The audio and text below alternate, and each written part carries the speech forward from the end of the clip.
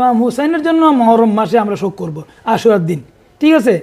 তো এখন এই আমানতু বিল্লাহি প্রথমে তৌহিদ ওয়া রসুলিহি কুতুবিহি, হ্যাঁ কুতুবি অর্থাৎ 104টি কিতাব যে আল্লাহ নাজিল করছে এগুলোর উপর ঈমান রাখতে হবে, সহিফা এবং কিতাব আর কি, হ্যাঁ আসমানি কিতাব। তো 4টে প্রসিদ্ধ কিতাব ঈমান রাখতে হবে আপনি।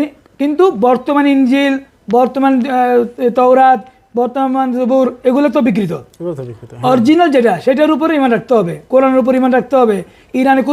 কোরআনে কোনো বিকৃত নাই, ঠিক আছে। আচ্ছা, ওয়া রসুলিহি, তাহলে 1,24,000 পয়গম্বরের উপর ঈমান রাখতে হবে, ঠিক আছে। এবং কাজা ওয়া কাদর, এটা কিন্তু একটা বড় মানে আকাইদার বাহস, যদি মনে থাকে পড়ালেখা করছো। কাজা ওয়া কাদর, ঠিক আছে। কাজা কাদরে ইলাহি বলা হয়, মানে আল্লাহ যদি আমার জন্য যা মঙ্গল রেখেছেন সেটা আমি অবিশ্বাস করতে পারবো না। আমি মনে করি কোরআন একটা আয়াত আছে যে আসা আনতাকরাহু শাইয়ান ওয়া হুয়া খায়রুন লাকুম, একটা জিনিস তুমি অপছন্দ করো কিন্তু আল্লাহ বলছে এটাই তোমার জন্য মঙ্গল। তোমার অপছন্দ দিয়ে কি হয়, মানে তাকদীরের ব্যাপার যেটা, যেটা। হ্যাঁ, তো এখন আকীদা বলতেই তো মানে এটা এমন না যে আমি আল্লাহ মানতেছি না আমার কাফের বলা হইতেছে, আমি রসুল মানতেছি না আমার কাফের বলা হইতেছে। শিয়ারা কাফের কেন? কোনো এখানে ব্যাপারটা হচ্ছে যে মানে আমরা যতটুকু দেখতে পাচ্ছি যে মানে যারা শিয়া, ঠিক আছে, সেটা যে কোনো প্রকারেরই শিয়া হোক, যে সাহাবাই কেরামদের ক্ষেত্রে বিশেষ করে আমিরে মুআবিয়া রাদিয়াল্লাহু তাআলা আনহুর ক্ষেত্রে যে একটা সহিষ্ণু পর্যায়ের যে মানে কথাবার্তা বলার ক্ষেত্রে আমরা অনেকটা খুব কম একটা দেখতে পাই, যে বিশেষ করে হযরত আমিরে মুআবিয়ার ক্ষেত্রে উনি কিন্তু জলিল কদর সাহাবী ছিলেন, রাসূলুল্লাহ সাল্লাল্লাহু আলাইহি ওয়াসাল্লামের খুব ঘনিষ্ঠ সাহাবী। না এখানে ঠিক আছে, এই প্রশ্নটা আমি এখানে যেহেতু ইমাম হাসানের সাথে সন্ধি ছিল, সন্ধিতে লেখাই আছে যে আমার পরে হুসাইন হবে, ঠিক আছে। তারপরে ঘটনা মুআবিয়ার সাথে ঘটনা শুরু হয়েছে মওলা আলীর আমল থেকে। দুঃখজনক ইসলামের ইতিহাসে দুঃখজনক যে মুসলিম যুদ্ধ, দুই পক্ষেই মুসলমান, ঠিক আছে। সিফিনের যুদ্ধ, জাঙ্গে জামাল, জাঙ্গে নেহরওয়ান, ঠিক আছে, এই যুদ্ধ।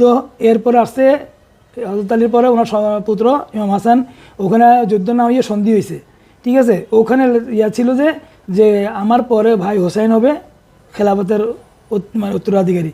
ওখানে তো একটা হয়ে গেল যে ইয়াজিদকে বসে দেওয়া হলো, ঠিক আছে। তো এটা একটা অনেক বড় বিষয়, এটা ভিন্ন আলাপ, এটা নিয়ে অনেক আলাপের ব্যাপার আছে। আমরা আলোচনার স্বার্থে ওইদিকে না গেলেই হবে।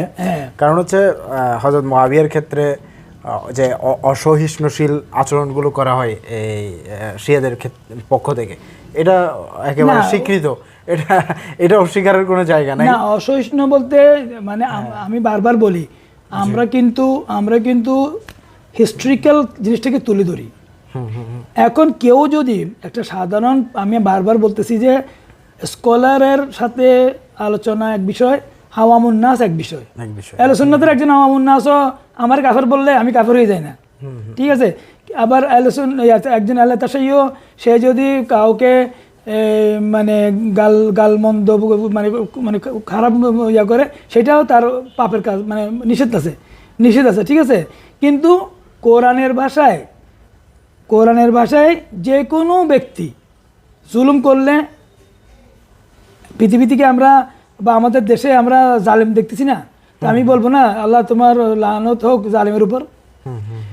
আমরা কি আজকে ফিলিস্তিনিদেরকে জুলুম করতেছে ইসরায়েল, লানত হোক জালেম ফিলিস্তিনি, ইসরায়েলেরও তো আল্লাহর সৃষ্টি না, ইসরায়েলি যে মানে জনগণ ইহুদিরা মানে জায়নিস্ট, হ্যাঁ ইহুদি আলাদা জিনিস, কিন্তু এখানে আহলে কিতাব ইহুদি আলাদা জিনিস, জায়নবাদী আলাদা জিনিস, সবাই কিন্তু মাখলুক আল্লাহর, ঠিক আছে।